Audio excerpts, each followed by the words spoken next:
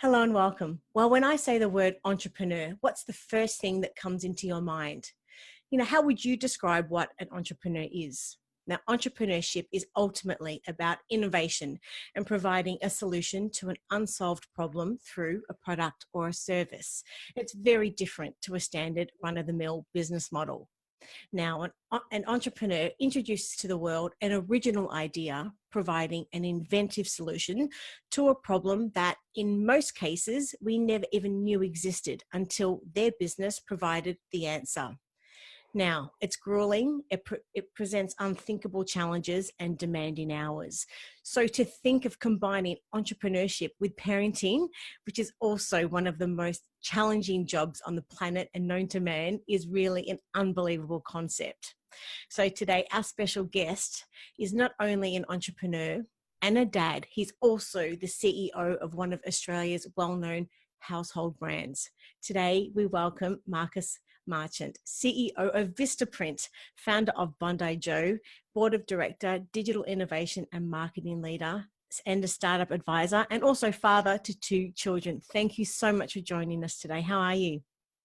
Good, thanks, Rachel. Thanks for having me. It's great to be here.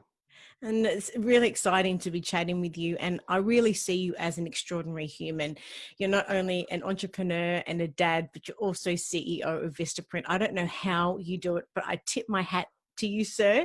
And no doubt, you have a lot of tips and tricks to help our viewers and listeners today. So thank you for joining us. Thanks Now, very much. Sorry, thank you. go. Yeah. No, so thanks for being. I do definitely consider myself very lucky and very fortunate to have the roles I do. It's great to be with you. Well, before we sort of get stuck into all of the nitty gritty stuff, and I've got so much that I do want to speak to you about, I wanted to acknowledge, first of all, we published your article and it's titled Balancing Entrepreneurship and Parenting, How to Become a Successful Dad-preneur. Now, for someone who hasn't read the article yet, can you please tell us what it's about? And of course, just tell us what inspired you to write it.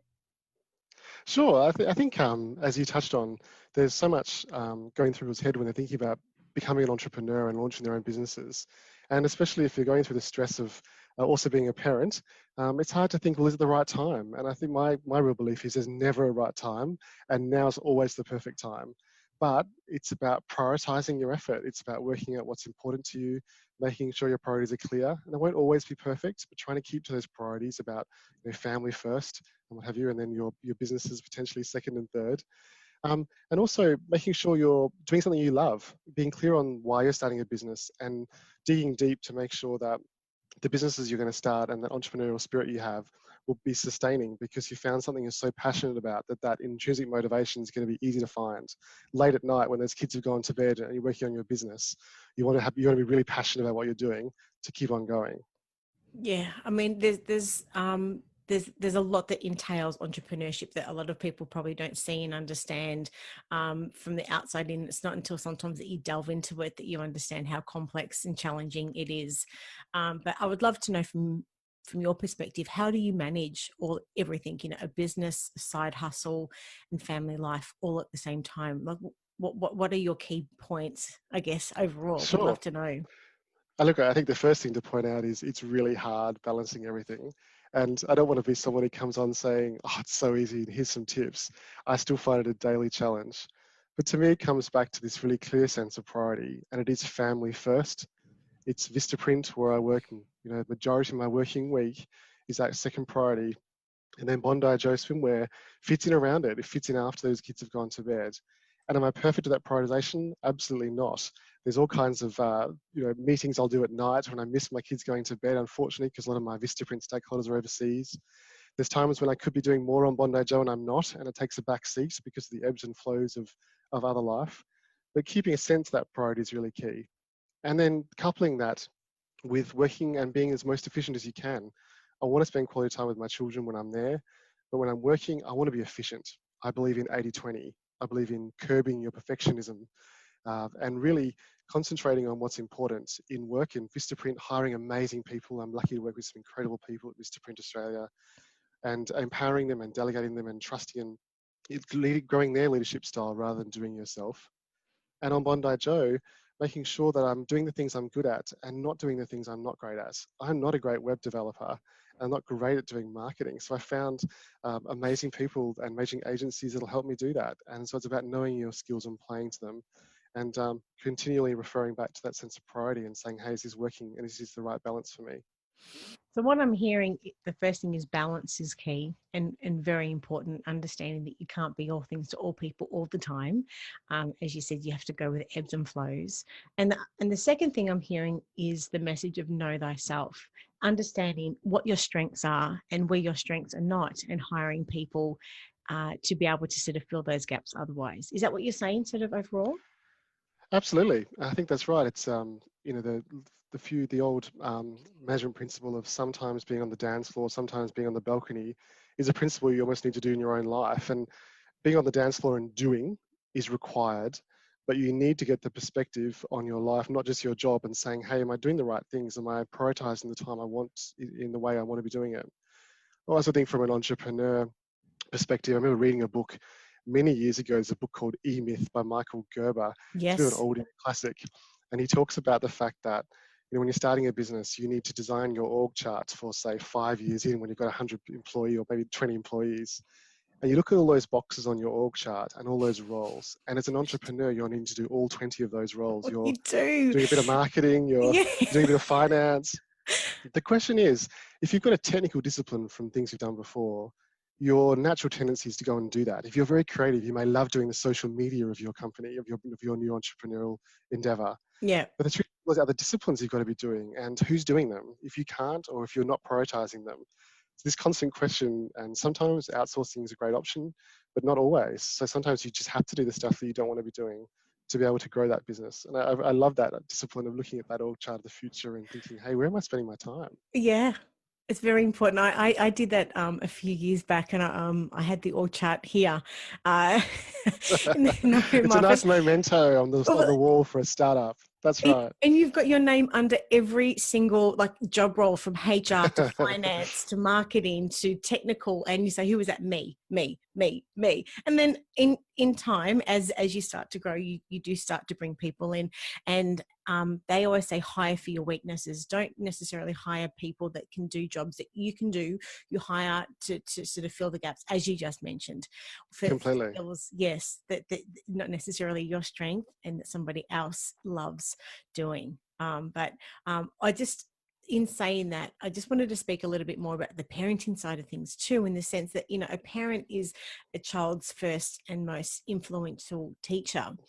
Now, I'd love to know from your perspective, what do you think the main qualities of an entrepreneur are that children just can learn from overall? Sure. I think there's a number of things that an entrepreneur is doing that a child, I think, looks at and thinks that's really aspirational. I think the the having a go and being brave is a great spirit that I'd love my children to have. I want them to face into things they're not good at, or that there's a potential myriad of reasons why your business could fail. I want them to look at me and think, hey, Dad had a go at this. And hey, how crazy. He started a swimwear brand of all the crazy things he could do. And that's really interesting. And you know, people who know me probably think I'm not the most fashionable person in the world. So for me to start a swimwear brand, what does that say to my children? So I love that. It shows the discipline. It shows the value of, hey, I could teach myself how to do stuff. I can, you know, go and understand the law and how to register a company and do that. I can go and understand in those early days how to get campaigns running on Facebook and Google. I need to understand Instagram and Snap and all these new channels that are coming out to people that are, you know, probably not born in a generation where that's completely native. How do I go and learn that? So my children are seeing someone who's learning, having a go, and ultimately also seeing failure and not being put off by it. There will be things I've done. There's certain things I've done on Bondi Joe that worked, some that didn't. And having a conversation, oh, I tried this, I tried that, it didn't work at all, but it was a great experiment. I'm glad I tried it. There's been certain marketing I've tried, certain trade avenues I've tried, and I think the kids are seeing that have a go, having a failure, call it what it was, a learning opportunity, and just being open with it, rather than projecting this image of perfection That's and okay that's to fail. not It's taking what the you risk. take from that and how you That's learn, right. pick yourself up and keep going as well. Yeah. Absolutely. And I think, you know, skills, for example, in like self-discipline and things like integrity, persistence, which we know we all need as entrepreneurs, a clear sense of direction, I think is very important for kids to understand. But just Absolutely. dedication and focus overall? Like, what are your thoughts of these types of things that kids can learn Oh, look, I from think watching? they're all absolutely. I mean, anyone who's going to be doing being a full-time dad, that being working full-time and has a side hustle, you're showing discipline. And if you can balance it, you're showing kids that you're prioritizing, that your passion, your energy, and your drive. And I think that discipline is definitely required to do it, and persistence. It can take years to get something off the ground, and years of sacrifice and hard work. And I think children growing up in environments, seeing people do that in all types of entrepreneurial endeavors is just an amazing thing to show someone. I think in 20 years' time, we all, we're so encouraged to go to uni and do our degrees. I feel like entrepreneurship now, when you're interviewing interns and grads, they've all got 4 startups on their resume. That it's definitely becoming that incredible bread and butter of people's careers now, and more. And I want my children to see and be part of that really early on. And I can't wait for them to start their own. They're a bit too young yet, but I can't wait for them to start their own hustles. That's the thing, and there is a certain formula, isn't there, to the majority of all startups. So you'll no doubt have a lot of life skills to be able to provide them as well. That's right. And access to some great materials through Vistaprint to be able to Of make themselves look course, credible in that beginning. Those of business course. cards, those flyers, we can get all that done just to start them off. All my business cards have always been printed from Vistaprint actually as well. So thank you for that. But in saying that, getting back to a lot of the dads watching and listening, and mums of course as well, but there are a lot of career dads that have very demanding jobs with long hours. So if we take a positive from this situation, other than this, there are a lot of life skills that a father can teach their kids from demonstrating their work ethic overall, don't you think? And leading by example, don't you think? Absolutely. I think, entrepreneurial aside, I think absolutely. I think children looking at us going, and really respecting people who are developing amazing careers, and the work ethic, the discipline required in any career. And I think if you balance that, and when you're with your children, you're really present, and they're seeing that, and they're seeing that you have those sides to you, and that I think that's very important to show children. I think we give working parents a bit of a hard time, to be honest, and I think we often shy over the fact that children are learning and looking at their parents and being inspired by it in a very constructive and positive way as well. Absolutely. Now, for any parent listening and watching that has a business idea and hasn't taken the plunge and the leap forward to put it into action yet, I would love to know, what are your words of advice and encouragement? Sure. I think it's start now, start small, and go out there and test and validate your idea and your concept as soon as you possibly can. Don't wait for the perfect idea. Don't wait for the perfect website, the perfect all the different components to be absolutely perfect. Get it to market. If it's a product or it's a service or an offering, as soon as you possibly can, in the minimum viable format that's going to happen. Test who your target market are, and maybe not who you think. Get their feedback, and constantly change until you invested and gone too far. But I think the secret is just starting, and understanding if you really tap into someone's needs or not in that target market, and making sure you're not just asking the same people in your same circle of friends. They're going to be slightly biased towards saying, what a great idea you have. So really validating really as quickly as possible, and then scaling it wherever you can.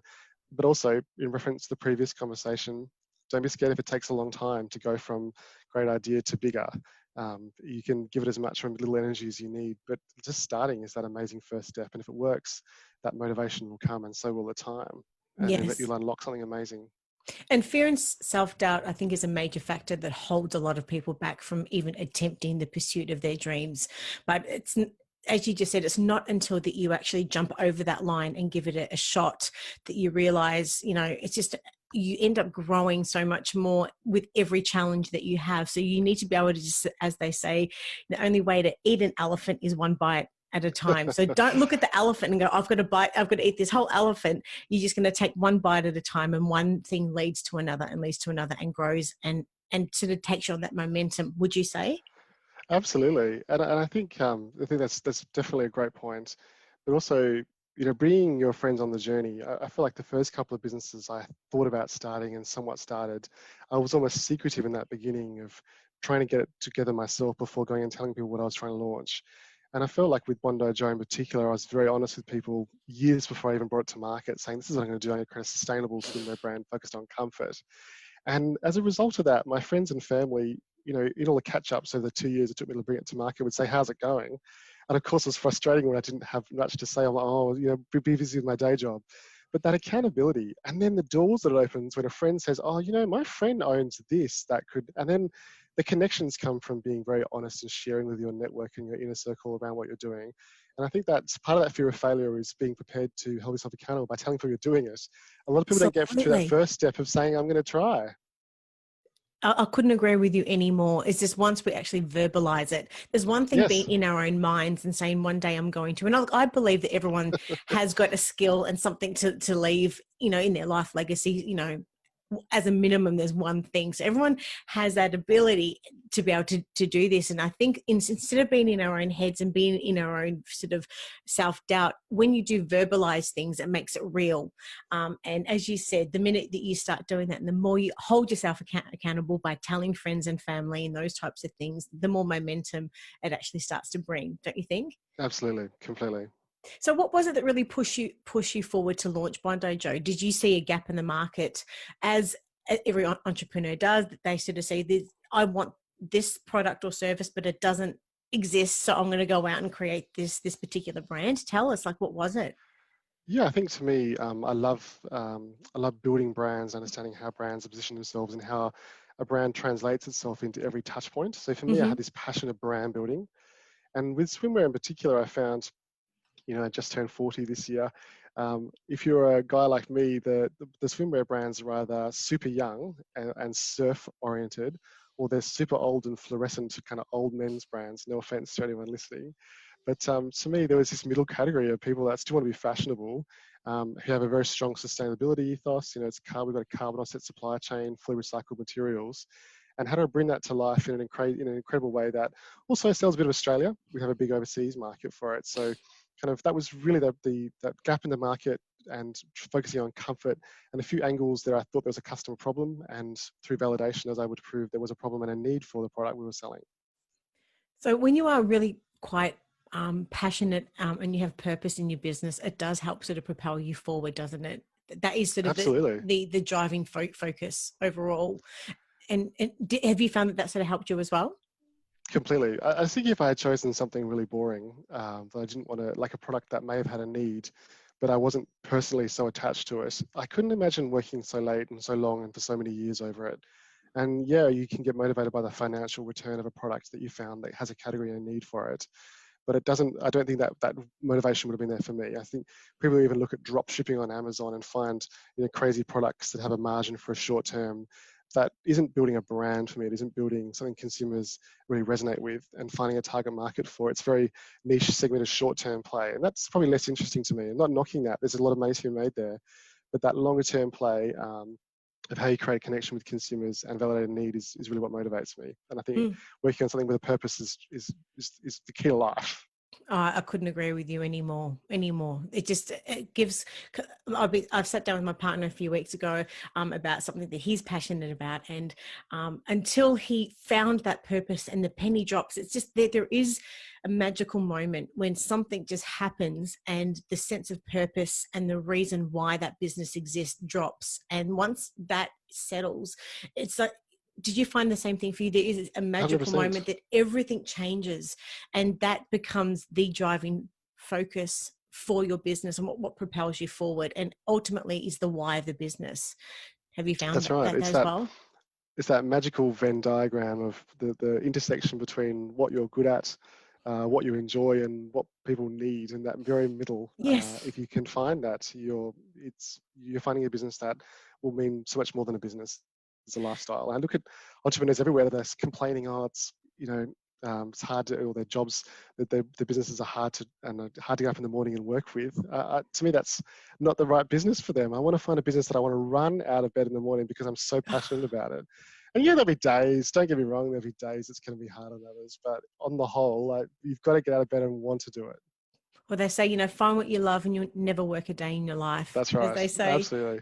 So, I mean, for people now, just getting back to where we were talking about that let's say have got an idea, but they're a little bit hesitant and scared to maybe move forward. And let's face it, Australia is in a recession at the moment. However, but I always say that, great businesses are built in tough times. I watched a Yes. documentary recently on businesses that were built during the Great Depression and also in times of recession. Some of these businesses, as an example, include General Motors, Disney, HP, General Electric.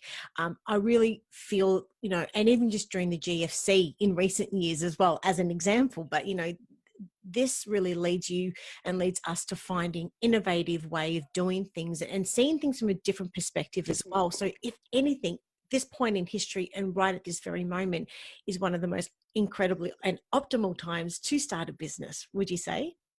Yeah, I think that's exactly right. Unless the business is focusing on something that's very short term, finding customers, the same pain points exist. And so tapping into that and making something successful now, if you can find the right target market and demand is key. And hopefully then if you can make it work, as you said, when the economy returns and there's much more consumer spending increases, what have you, your ability to grow, depending on what you're trying to do, is there. Yes. So I completely agree with you. It's a great sentiment to have. And what you said earlier also is the fact that as an early stage entrepreneur, you have to wear many hats. And as I always say, spin all the plates and Yes. perform almost initially every job role in a standard business org chart from, as we said, marketing, finance, HR, all of that stuff. But have you personally found that the life skills that you've picked up along the way, to the point where you decided, okay, I'm going to launch Bondi Joe, and the same with me. Okay, I'm going to launch Kittypedia. When you actually look back at your life, you actually realize that life has actually provided you in most cases with the skills that you actually need to be able to launch your business.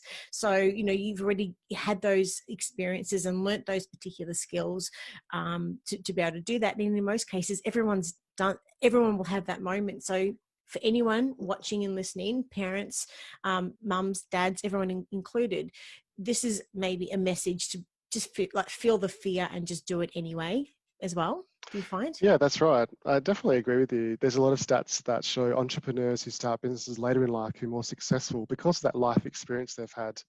For me, I started my career as a lawyer. I worked in banking and strategy and business development roles. And I see some of that experience coming out in things I'm doing in Bondi Joe and obviously at Vistaprint as well, from managing trademark registrations to negotiating with suppliers to managing teams, to managing agencies. There's a lot of my experience that I draw on, creating customer value exchanges and making sure your touch points align to that. And I see that there's a time and a place. And I feel like if I was trying to launch Bondi Joe in my 20s, I don't think it would have been successful. I don't think it would be where I've maybe be able to make it so far to be. So I feel like that, don't be discouraged by when you started if the experience you had really adds to it. And you probably don't even realize it until well into your entrepreneurial journey, the skills you've been leveraging. Hey, I got that from that role I had 5 to 10 years ago. I think that's great. I've done that so many times throughout my journey with Wikipedia that I'll find myself doing something and I'm like, I actually did this particular task 10 years ago in a different role. So it's about looking at your life experiences and what other jobs and what you've done in your life to that point, and basically bringing that all together, understanding that you do have to basically perform every role in an organization chart. And for the positions, like for myself, I could never code a website. So, No, nor could I. yeah. So as you say in the article, that from that perspective, that's fine. Put your hand up and say, I mean, this particular role is beyond my reach. So that's when you bring in the people to perform those roles and to help you sort of to move your business forward. Would you say? 100%. That's right. It's, obviously, if you're bootstrapping a startup, you don't have a lot of money to play with. So you've got to Mm. be really economic, and there are incredible partnerships and places that you can go to do that. We've just recently partnered with 99 Designs, a great agent, great model where you can get websites built for you using outsourced freelancers. There's things that that you can really tap into to get to tap into that freelance community to generate some of the things you need from that small business without having the expertise yourself, without paying for large agencies. Yes. And getting back to the balance with parenting as well, understanding that balance. I just love to just maybe just reiterate some of the tips that you have for listeners about how they can focus on that balance between entrepreneurship and parenting. Because, a lot of parents think to themselves, how am I going to do this? But you do learn along the way, don't you? Just that passion, love, and that purpose. It's a That's lot. right. It's that same thing, isn't it? That with parenting and entrepreneurship is that you just learn along the way and you find that Absolutely. You balance. never, and I think being prepared to make mistakes, not being too critical of yourself. If I've done work calls on the side of sporting fields, which I much to bet my you children's have. disgust when they look at me going, why are you looking at me? But you're there, and that's me saying, hey, I'm trying to be present whenever I can be, but you're not perfect. And I think that not being too hard on yourself, being willing to make mistakes, learn from them. I tell my kids I'm not perfect, and I don't want them to judge me against a perfect dad, and I don't judge them against perfect children either. But having that amazing dialogue and holding yourself honest, but going on that balcony time and time again and saying, hey, okay, so I'm making these sacrifices, I'm missing this or that. Is this really the priorities? Am I doing the right thing here? Yeah. Not just that dance floor conversation where you're just doing all day. Yeah. Now, in your article, you share the top 7 tips how to go from dad to successful entrepreneur. Could you quickly just go through a few of them with us now? And I think the first one on that list is prioritization. That's Can you- right. Yes, I think I was touching on that earlier. I think the key is really that 80-20 and not being perfectionist. It's prioritizing wherever possible, and that means for Vistaprint hiring great people. And at Bondi Joe, it's about working with agencies wherever possible or freelancers to be able to make sure that priority is really key and you're focusing on 80-20.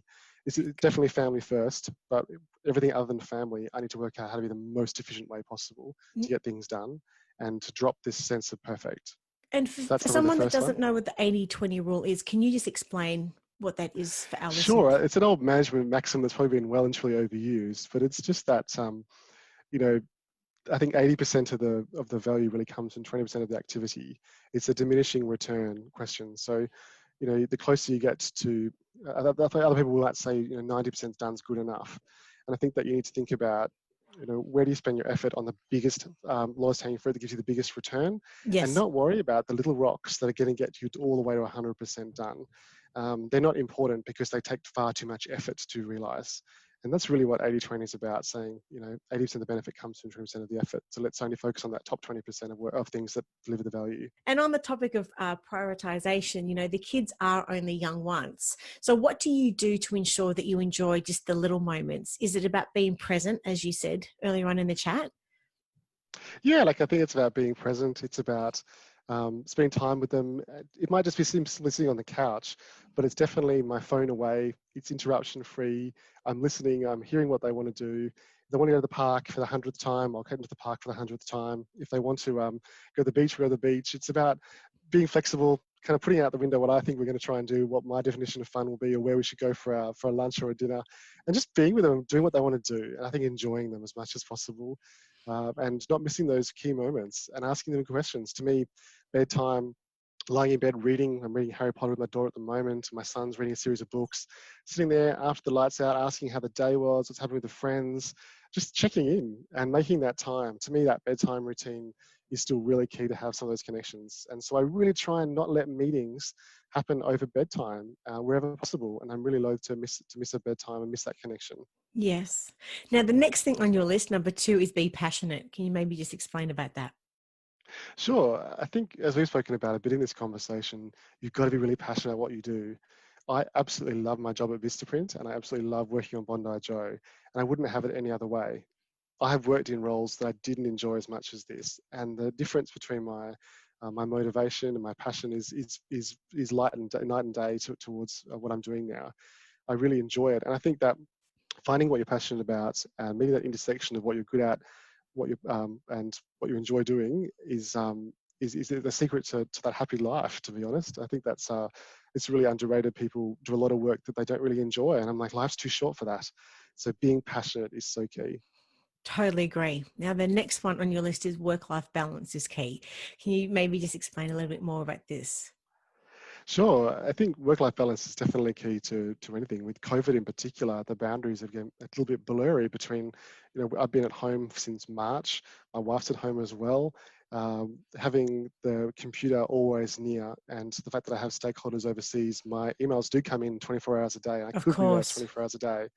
So being able to define time and switch off, blocking my lunch to be able to do some exercise and else have lunch, blocking my evenings so that I don't get meetings over my children's bedtimes, and being able to find time and blocking that out and having that work-life balance is really key for my own personal time, but also as a leader, encouraging my team to do whatever works for them. I'm completely outcomes based. I don't care when they're working, which days of the week, where they're working from. It's as long as they're happy and healthy and enjoying what they're doing and really motivated to do it, then it works for me. So really encouraging them to look after their own work-life balance is key, and taking the time to do it for yourself. And And sometimes saying no to meetings. well, that's the thing. Having set boundaries is what I'm hearing, is what you're saying. And no doubt that does actually help sort of keep on top of just mental health overall, would you say? Absolutely, that and exercise I think are key. Any exercise in any shape or form, and setting those boundaries. Especially when you're new. I mean, I started at Vistaprint in February, late February, and when you're new, you're kind of more willing to accept meetings at all times of the day and all kinds of meetings are coming your way. And then to be able to say, well, actually, you know what, I don't really want to take meetings before 7 a.m. and I'm not going to take them after 7 p.m. at a minimum. And I don't want to do late nights and early mornings on the same day, for example. And being strict to that. And I think a lot of stakeholders really agree. And if they realize they were blocking over your children's bedtime, they'll be the first to move it. So highlighting that, being aware, blocking your diary and holding yourself accountable for it, rather than sitting back and just accepting that and the impact it has on your personal life is really key. Yes, boundaries and understanding you can't be all things to all people 24 Absolutely. hours of the day. You have to look after yourself too. Very, very important messages. Now, the next thing on your list, number 4, is have a strong mission. Can you tell us more about this? I think that's right. If you, it kind of goes back to the passion and the purpose. If you really need to know what you're trying to solve and be really dedicated to that. Our mission at Vistaprint is to be the marketing partner for small business, and how do we enable small businesses to give that credibility and become larger than they really are, and through a lot of different products and services is key. Bondi Joe, it's about solving sustainable swimwear and providing comfort to men that have outgrown surf brands. So those missions are so key, and understanding your mission and making sure your whole company articulates and can articulate it is key.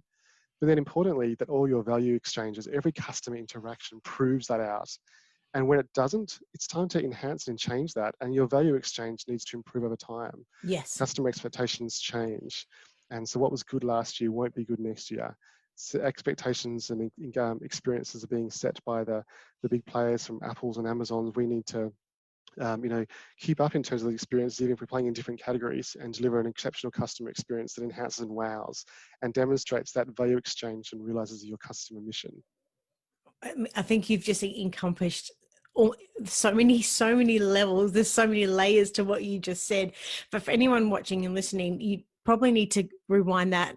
Here I am, sort of being a retro chick. Rewind that, but go back and just re-listen to what Marcus just said, because there are so many layers to what he just said. There's so many moments We of probably need gold. another 2-hour conversation for that. Yes. And so I was just listening, just going, yep. So there are many moments of gold, I think, in that overall. Now, the next point is about open communication. Can you maybe tell us a little bit about this and why is it important to maintain open lines of communication, in particular, of course, with your partner? That's right. I think my wife and I both working full time and both being at home since March has definitely brought this to a fore. We spend probably more time together than we did prior to COVID now, and having that communication about, hey, is this even working? Who's looking after the kids when? Our kids are lucky enough they're old enough to get the bus home, but they come home at 3:30 now, which is not the end of a work day. And so we really need to have that conversation about, hey, can we get them to be self-sufficient, make a snack, watch a TV for an hour or so before we start coming off our meetings? Who's coming off the meeting first in the course of a work day? Who's going to be doing that, trainings, all the different things and all activities. We don't have any after school care now with the COVID. So it's really changed that paradigm, that constant communication and making sure that it's a constant conversation. And back to the earlier conversation, that you're going back to the balcony and sometimes looking back and going, is this working or are we just driving ourselves mad? It was a lot harder. I feel sorry for Melburnians that have the kids at home when we had the Still. kids at home and not at school, it was a very difficult period. I'm very lucky being a Sydney sider that the kids have been back at school for a while now. That conversation and the readjustment was so dramatic when the kids were at home trying to be schooled as well as us working full time. It was a constant conversation. Yeah, so just having those open lines of communication with your partner at any stage is really, really, really crucial. Absolutely. Yeah, and just for them to understand where you're at. I mean, there can be so many things that happened on any one given day in business as an entrepreneur in life. So if you have that moment and have those moments, they understand where you're at and how you're feeling about a situation and why you're grumpy or why you're not grumpy or those types of things as well. I think these types of things can help also, would you say? Completely. Yeah. Now, the next point, number 6, talking about the ups and downs as well. I mean, there's so many ups and downs as an entrepreneur, and they are inevitable. And it's always important to remember that it's not going to be easy. But, in the article, you actually share 5 tips to pull yourself out of a rut. And I'd love to maybe just go through those with you. The first one is about Sure. practicing gratitude. Why is it important to practice gratitude? I think that's right. It's the positivity needs to be on your side. Be thankful for the fact that we're living in Australia. We have an incredible, government provided healthcare and school systems at our disposal. There's so much to be thankful for. And I think taking a stock of that, and especially in times like COVID when there's a lot more uncertainty around, it's just so key. And I think being grateful for that is key to kind of life in some ways. Yeah. And I think also gratitude of us just living at this particular point in history, despite COVID, but having just, I guess, the online exposure and the access to so many resources, given anything Absolutely. that we want access to, we want answers to, you basically can find it. So just having gratitude, I think, for being able to live during this particular point in Completely. history is another thing as well. Now, the next thing you mentioned in your 5 tips also is about to remind yourself why you started. And you did sort of touch on this a little bit earlier, but this is something that obviously is incredibly important for anyone starting a business. And I've always found, and I'd love to know your perspective, that when you have those really tough days and there's things, there's been a barrage of things that have gone wrong, when you understand and you sort of remind yourself your why, it's almost like that sort of that light at the end of the tunnel that sort of pulls you forward, and that's what sort of just helps you continue going at the throughout all the tough times. Do you think? Completely, I agree, and that's why it's so important to have a business and entrepreneurial endeavor that you're so passionate about. Yeah. Because in those dark moments, you want to be able to dig deep and find your own energy again from that motivation. And if you're not passionate about it, you're just not gonna. You can find your motivation a few times, but you're gonna eventually run out of steam. Yes. The next one is focus on past victories. Can you tell us about that too? I think it's really important to look back and go, hey, I started with nothing. I started with just a crazy idea, and look what's gone my way. These things have really worked, and yeah, there might be a long road ahead, but you got to celebrate those past victories. It's really important enabler and motivator to say there's something in this. You've got great customer feedback. You've got a test in market. You built your first website. You got your first business cards. There's these milestones that show, hey, I'm making something, and I've created something that's could potentially create value for customers and build a business for me. So you got to celebrate. It's part of that gratitude in some ways, and helps you to keep on going. And I love the next one, walk it off. This is something that I do. I mean, it's fresh air and sort of getting the blood sort of flowing through your system sort of can help a lot and sort of put a different perspective on things, don't you think? That's right. I mean, the old adage of not sending those angry emails, I think really holds true in anything. Yeah, I think when things aren't going well, it's that old saying of go and walk around the block before you send that angry email. Yeah. It's about taking stock and looking at what's going on and the root causes of it, and allowing yourself to breathe, get some perspective, and think about the outcome. And most importantly, to think about what is the outcome you want. Yes. If you're having a terse exchange with a supplier, for example, you could send an aggressive email back, but ultimately, if you still need them to do something for you and you still need that relationship, then the ultimate long game is to say, look, I'm just going to ignore your rudeness, but here's what I need, and diffuse it. So that initial reaction of sending that angry email isn't going to solve it. So it's about walking it off, getting perspective, and ultimately thinking, what do I need to do? What am I trying to solve for here?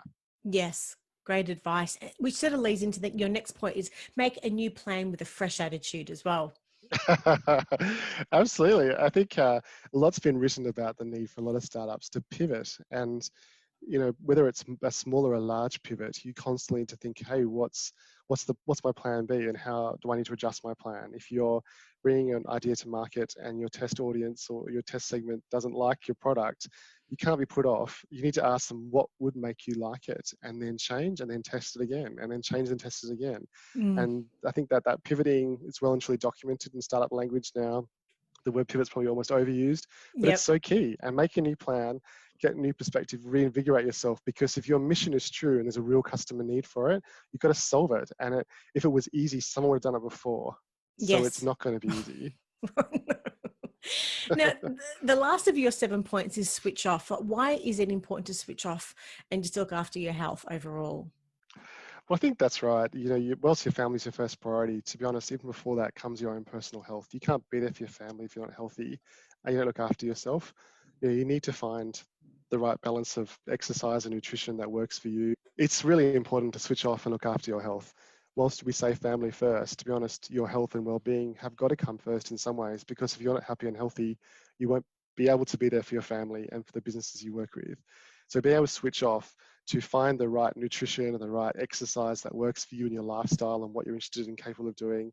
And also concentrating your breathing, the power of breathing and deep breathing to calm yourself and in stressful moments is just so powerful that I think you really need to look at that and concentrate and find what works for you. And I don't want to be a preacher about what I've done. It's about finding whatever you think you can makes your body happy and sticking to it.